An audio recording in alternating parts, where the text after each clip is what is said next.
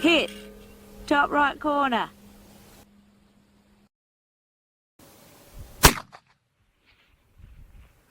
Hit. Middle center plate. Oh, awesome. There we go.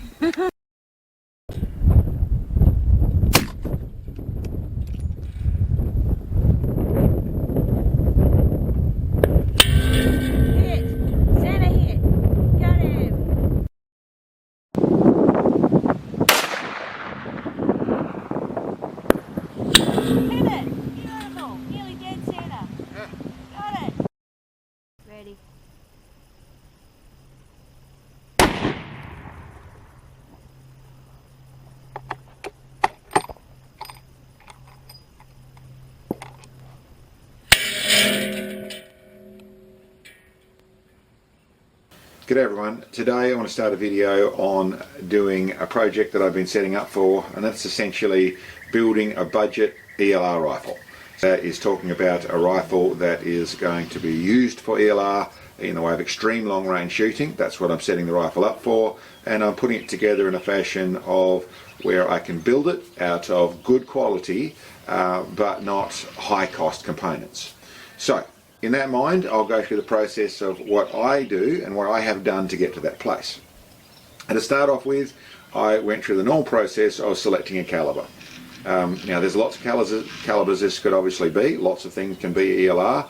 For me it was to fit in a bracket of what I don't have and would like to try shooting, and something that is going to be capable to shoot out to 2,000 yards. And going to be working very well at, essentially for me, between the 1500 and 2000 is where I really wanted to take this.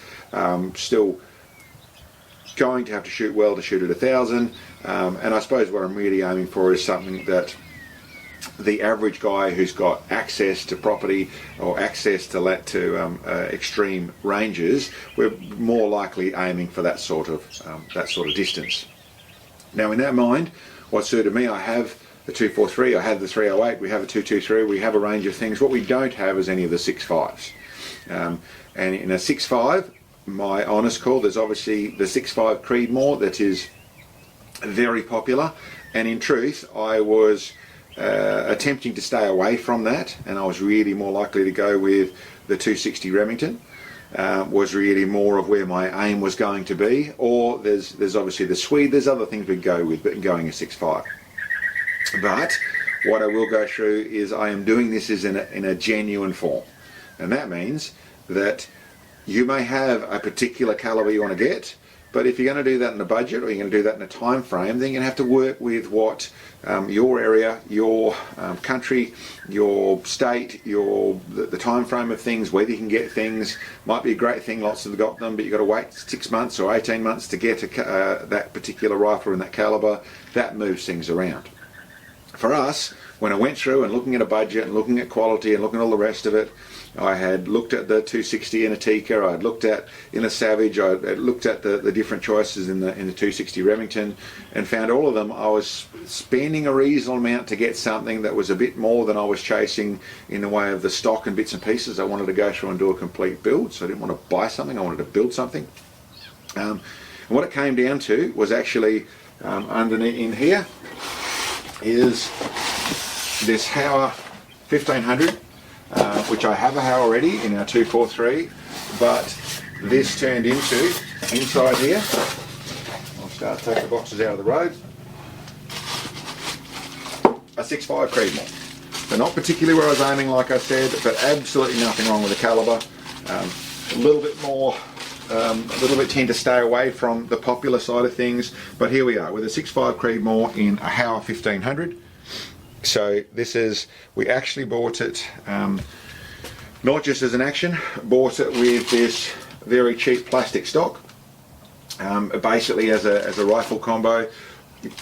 When I sat down and worked it all out, we'll pay an extra, I think it was $35 for the actual, to get it with a stock rather than just buying the action, so it really wasn't worth trying to just buy separately. Ended up with, if nothing else, a cheap action, that's a cheap stock that someone would have, might use the butt pad off it. Really wasn't worth saving $35 as they had this on the shelf and it was ready to go. The only thing I did at the same place, and we could have done it here, but as doing it as for the average Joe Blogs, I got the barrel threaded. They don't come threaded. I got it lathed and threaded with a keeper, with a thread protector put on it. So I got that done at the actual store we bought it. I think it's a very sound way to do things, a very sensible way to do things. Essentially, it becomes their responsibility to do a perfect job on their things. If there's any marking or any damage or any of that sort of stuff, you haven't purchased the rifle yet, so you haven't actually got it yet. So it really comes down to the onus is on them to do the perfect job, so that you end up with a threaded barrel, and at an extra, that'll be as little as $55 into the up to the $200. Not much money to spend to get a threaded barrel, which is what I'd be recommending. So anyway, that's what I did with that fella there, and that's what we've ended up with is a 6.5 Creedmoor in a Howa. For those people who don't know, they are very well priced. They're a Japanese company that actually make the rifles. Weatherby Vanguard is what the rifle is in brands in different countries. It's all pretty much the same thing, all very good quality. And our run with them, our 243, has been a super accurate rifle and working really well. The other thing, we got this in, it's a 1 in 9 twist.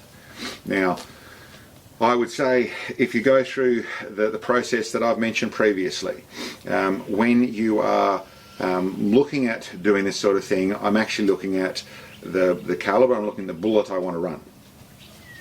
So on that score, also have to make sure you can get bullets. I'll touch that in a minute. But essentially, I'm 140 grain in 6.5 Creedmoor is what I wanted to run. Now what they'd recommend with that is really down the 1 in 8 twist. But as of my other Howa, there is a point where there is the recommended twist, and then there is what you can get away with twist. So in the 1 in 9s, we will be fine. We'll run these bullets well, they'll shoot accurately, they will shoot properly with the 140, checked all that properly, that's going to work well, but that's what it is. There's two things I want to touch on there. One is cost-wise. I'm not going to go too much into prices because essentially a lot of you guys are in the States, so your prices and Australian prices are completely different, chalk and cheese. Lots of reasons from that, from markup to taxes to differences in dollars to differences in licensing to all sorts of things, and really not going to get too involved. What I've done is very much selected and paid the money where we've needed to have the right bits and pieces, and then also gone through and made sure things are, and I avoid the word cheap because it has other connotations, but we've certainly gone through with a budget conscious process of putting this together. Anyway, moving forward. Part of this actual setup with the going through and selecting what we're going to use and what we're actually going to run was, again, making sure that we can get everything. Brass, we're waiting. I'd like to have lapel brass here, and that's what I would be trying to run in a 6.5 Creedmoor. Couldn't get it, but I made sure before I purchased any of these components that go in here, I made sure I could get something. So basically, we've got some Hornady brass. We also had to make sure that we had could get bullets or projectiles in the grains I wanted. We couldn't get the Burger at that stage. We'd ordered it. We had ready to go was the SMKs, so we had the Sierra Match Kings ready to go. Fortunately, we've got some Burger stuff here, which is what I prefer to use, so we've got a little bag of that to use. In the process of waiting and organising all the rest of it, we've also made sure we got some decent reloading gear. So we've just got a full competition set for, in the way of the 3 dies for in the Reading. It is good stuff. I use the Rock Crusher stuff a lot. Really not too involved. This is a good quality set which I like to use. Once again, I've used this stuff with my 308. I got a good set of that, and also get a spare neck sizing die if I want to play that little game. So I'll make sure I've got that in the cupboard. Powder, primer, that sort of stuff, checked it up, is part of the normal stuff that I use. And obviously you would just be able to buy, for someone who's just trying to do it for the first time round, build things, you'd be able to buy, there is decent match ammo to go with the likes of the 6.5 Creedmoor. I'm not going to go there. I'm doing it on what I'm really going to use, and I'm going to start by working out my overall length. I'm going to start by the whole process, so I start from a place where I'm using the ammo I plan to stay using. Other details that are involved with that, in the way of the setting up the rifle side of things, was making sure I could get a stock that I was happy with. Like I said, I wanted to do a complete build. what I've done on that score, we'll take that out of the road, is a budget conscious, as started with, essentially is a Boyds. Now I don't normally use on a lot of the wood stocks. I have used the GRS, which is decent, and they're laminate stock and they've worked quite well, and I haven't had any real issues with them in these sort of calibers. Don't tend to recommend wood for high calibers. Lots of people that do use it, I get, but I'm talking about what I do. I tend to use a composite stock. With the fact the GRSs had worked well, it meant that going with a stock that had the right features, but is actually a laminate stock, was this here from the Boyds stock. So this stock is what I've ended up with. It's a Boyds laminated stock. I'll put the model and bits and pieces in annotations here. But it was a stock I felt I could work with nicely in a wood form. Like I said, I've used that a little bit before in the GRS stocks, and I've also used the Boyds stocks in my little ones, in the 22 Hornet and the 22. They work very nicely. This one I'm going to do a bit more work with, and it's got all the features that I wanted to start with. I will go through an old pillar bed, an old glass bed. We'll also make our normal, put our bag rider on the bottom of it to get weight into the stock. But we're going to at least start in this place. I think this is going to work really nicely, and these are super budget friendly. Nice shapes and bits and pieces. The other features, this is not adjustable, as you'll notice, and I'll have to see how I sit down with that. There's not a huge butt pad on it. We'll see how it shoots. That may be something we pull off and put the one off the synthetic stock on there and change that over. But it's in a decent starting place for us to work with, and like I said, very budget friendly. The other features I've got to go with that, I've made already, which is just a piece of, this is what they're actually made of, which is a piece of heavy hollow bar, which I've then shaped. So that will be screwed and mounted to the bottom here. So it gives us, it's a decent amount of weight. This is solid steel, and I'll show you what we started with. Sit there. Okay, so this is what I started with. This is just a piece of hollow bar, nice and heavy. It is set up to where essentially I've just simply chopped it off and then gone through the machining processes, which are, I've used a mill. That could just be done with a grinder to get an angle. That angle is set up so that when it screws onto here, it's going to be the same angle. We're going to end up with roughly the same angle as the barrel, which is what the object of that is. I've then been through and chopped it off just to make it a little easier to feed to, so it's not getting the road, it's not rubbing on things. Drilled holes and countersunk holes, so essentially large wood screws can go through into the wood, and that's all that'll actually be bonding. That'll be screwed to there, which makes it removable, but that will be with nice decent screws. There's nothing going on inside the actual stock, so we can get a good 2 inches of wood screw purchase inside there, and that should work really nicely as adding a little bit of weight and giving a nice bag rider and giving a little more height to the stock. The other feature that I'm going to use there is essentially a simple wrap-on cheek rest.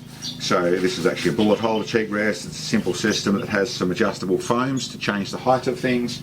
What I tend to do to mount that is I will, because I want to leave the bottom free, these normally come with some straps, is I will put some double-sided tape, or not double-sided tape, some Velcro, some stick-on Velcro that I'll put on the sides of here, so that'll sit on there very neatly.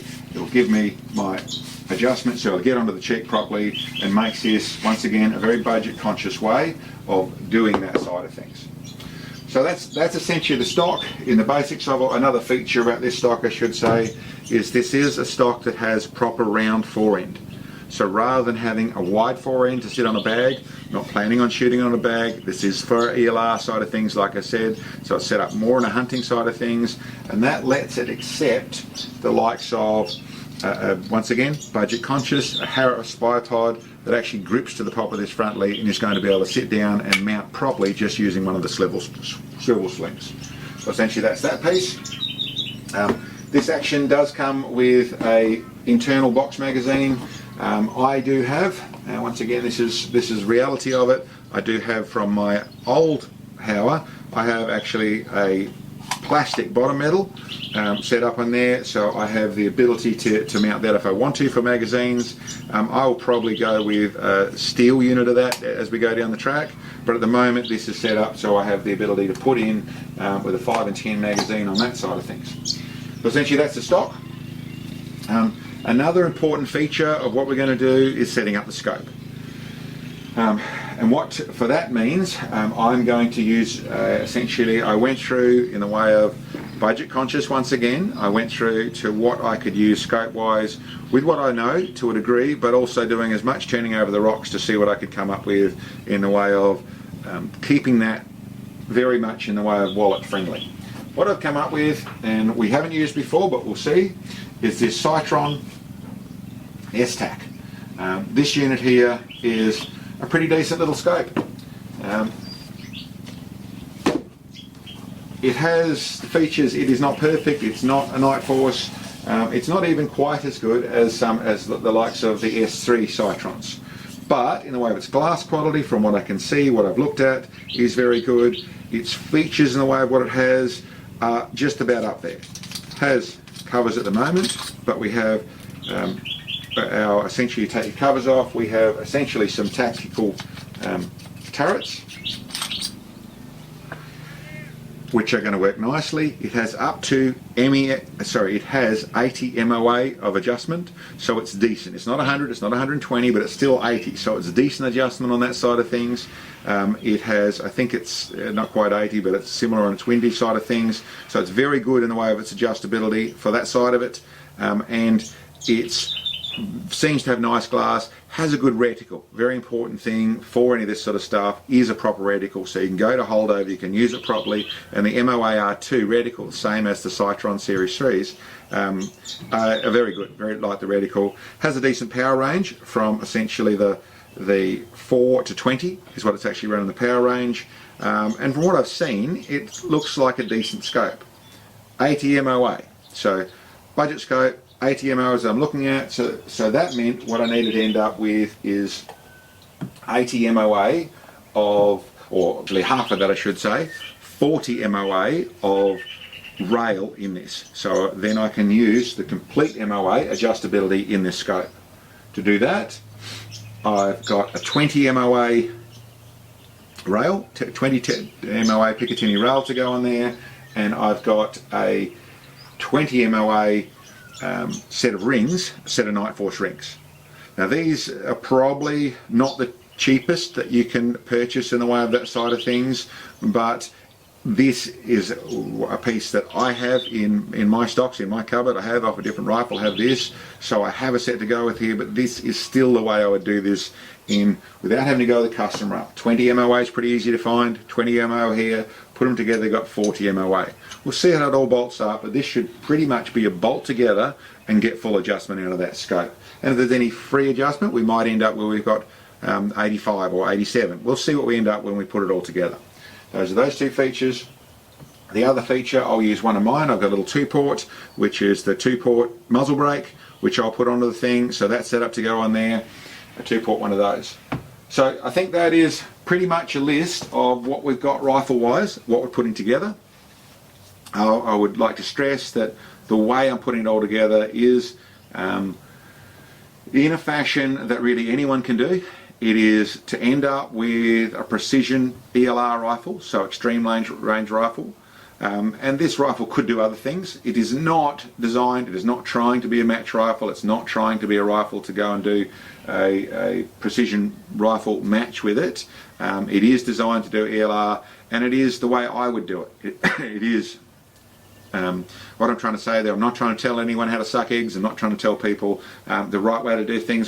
This is very much putting forward what I do in the way of building a rifle, and we'll go through the process of putting it together. We'll go through the process of bedding the rifle, getting 100 yards to where it's actually so we're going to run the barrel in, we're going to get a 100-yard group, we're going to stretch it all out, and we're going to take it as far as we can make this rifle shoot in a normal fashion, and the 1 mile is the minimum. We're probably going to go to 2,000 yards and make the thing shoot there, and I expect, even though it's budget conscious, I'm really not going to let any inaccuracy or any any compromises in the way of how well this thing shoots for a 6.5 Creedmoor. This should be able to shoot as well as the best of them. So we'll see how we go. Next video we'll have done a bit more of the work, we'll have started to put it together, I'll show you it as I'm assembling it, and then we'll get out and shoot it. So anyway, thanks for checking this out guys, and we'll be back soon with a bit more of an assembled rifle.